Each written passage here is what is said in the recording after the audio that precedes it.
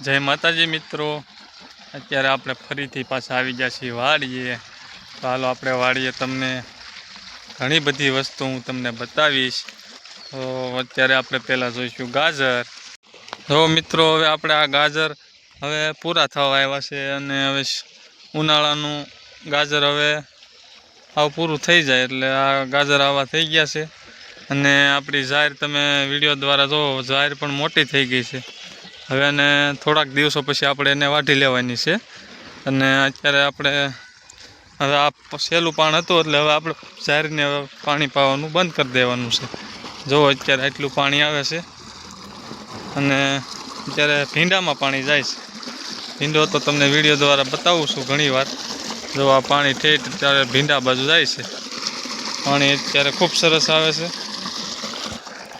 અહીંયા આપણે હરગવાનું ઝાડ વાવ્યું છે. જુઓ, હવે હરગવો થશે તો આપણે શાક બનશે ત્યાં સુધી આપણે વેસાતો લેવાનો રહેશે. જો નદીમાં પણ હજી આટલું પાણી ભર્યું છે. બગલા અને પક્ષીઓ બધા પાણી પીવા આવે છે. આટલું નદીમાં હજી પાણી છે એટલે વોણ પાણી ઉનાળામાં આપણે ખૂટે એમ છે નહીં. અને આપણે એક આ લીંબુડીનું છોડ એક આપણે વાવ્યો છે. લીંબુ તો એ વાર લાગશે આવતા. અહીંયા આપણે 4-5 છોડ રીંગણીના પણ વાવ્યા છે. કારણ કે થોડું ઘણું શાક બકાલું ઘરનું હોય એટલે આપણે વેસાતું થોડુંક ઓછું લેવું પડે. તો આપણે આ રીંગણી છે. રીંગણી અત્યારે વાવી દીધી છે. હજી રીંગણા આવવાની વાર છે. તો ચાલો અત્યારે આપણે બીજું કાંઈક વસ્તુ પણ જોઈશું. મિત્રો, આપણે આ જામફળીમાં ખૂબ સરસ નાના નાના એવા જામફળ આવી ગયા છે.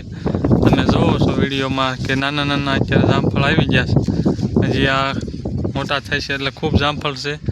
તો અત્યારે ઉનાળામાં ખૂબ મોટા નાના નાના જામફળ આવી ગયા છે.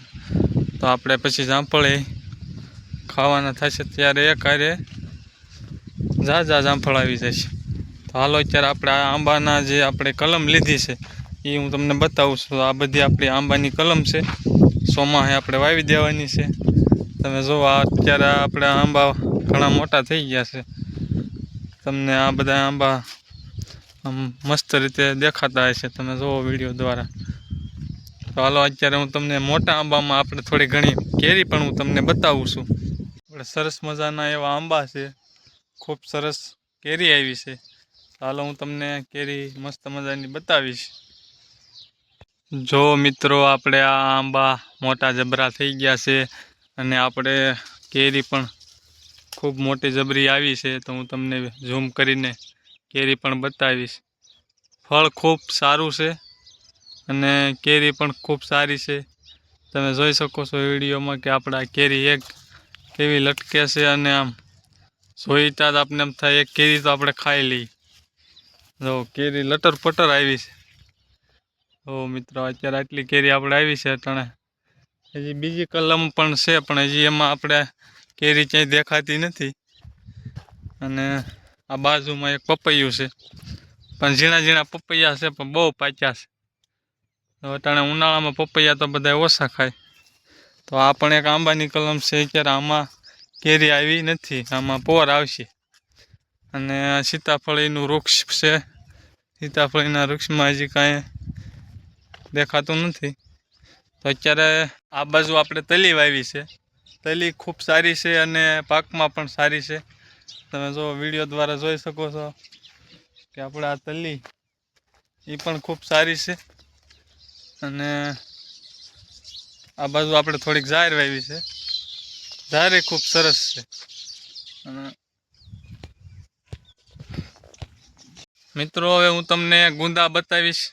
સરસ મજાના એવા આથણું થાય એવા મસ્ત મજાના ગુંદા છે. અને આપણે ગુંદાની નીચે હિસકો બાંધ્યો છે. એમાં આપણે હિસકવી છીએ. તમે જો આમાં હિસકો તમને દેખાતો હોય છે. તો હું તમને સરસ મજાના એવા ગુંદા બતાવીશ કે આથણું થાય એવા આપણે ગુંદા છે. જો તમે આ વિડીયો દ્વારા આ ગુંદા આથણું થાય એવા ગુંદા છે. સરસ મજાના એવા તમને વિડીયો દ્વારા ગુંદા પણ સરસ આવ્યા છે. લટર પટર એકદમ તાજા ને માજા. જોવો ગુંદા આવ્યા છે બહુ સરસ. આથણું જે પણ લોકોને ખાવું હોય તે ગુંદા આપણી વાડીએ આવી ગયા છે, તો આવી જાયજો. સરસ મજાનું એવું આથણું બનાવવા માટે ગુંદા આપણે જરૂર પડે. તો અત્યારે ગુંદા લટર પટર ગુંદા આવી ગયા છે. મસ્ત મજાના એવા ગુંદા છે.